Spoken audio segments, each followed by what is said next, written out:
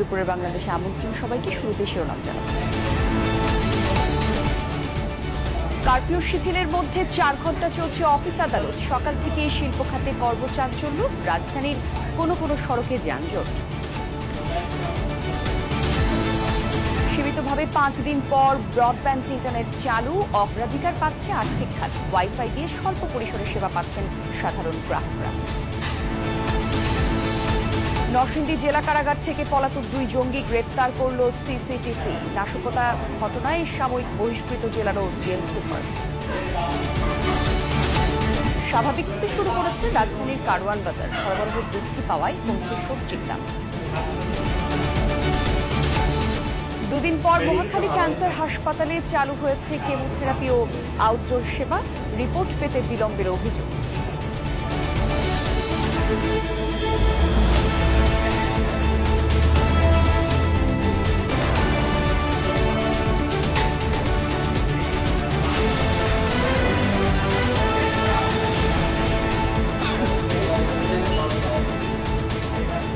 দেখছিলেন শিরোনামগুলো। এছাড়াও দেশ বিদেশের আরো খবর নিয়ে দুপুরের বাংলাদেশে আপনাদের সঙ্গে থাকছি আমি জান্নাত।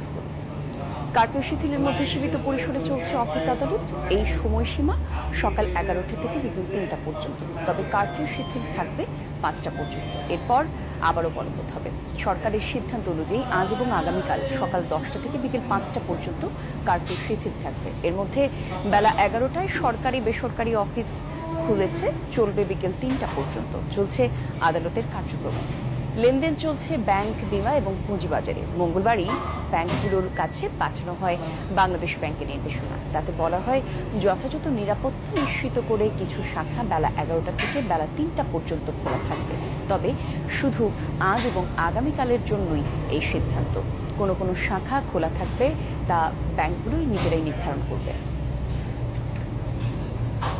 3 দিন সাধারণ ছুটির পর সীমিতভাবে অফিস দোকানপাট খোলার পর রাজধানীর সড়কে বেড়েছে চলাচল। অনেকটা স্বাভাবিক রাজধানীর চিত্র। কর্মচঞ্চল রাজধানীর সব জায়গা। ঢাকায় সকাল 10টা থেকে বিকেল 5টা পর্যন্ত শিথিল কারফিউ। ফলে সড়কে গণপরিবহনের পাশাপাশি রিক্সা, অটোরিক্সা এবং ব্যক্তিগত গাড়ি চলাচল করছে স্বাভাবিক দিনের মতোই। অফিস আদালত খোলায় খেটে খাওয়া মানুষের মুখেও ফুটেছে হাসি। অফিসগামীরাও জানান স্বস্তির কথা।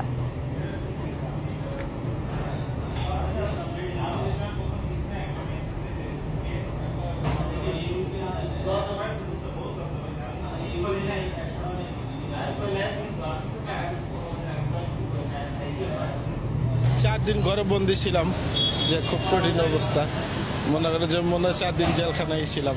এখন আসলে ভালো লাগছে। কয়েকদিন মনে করেন যে আমরা মনে করেন জেলের ভিতরে ছিলাম, এরকম শ্বাসে প্রসেসে ভোগ করছিলাম।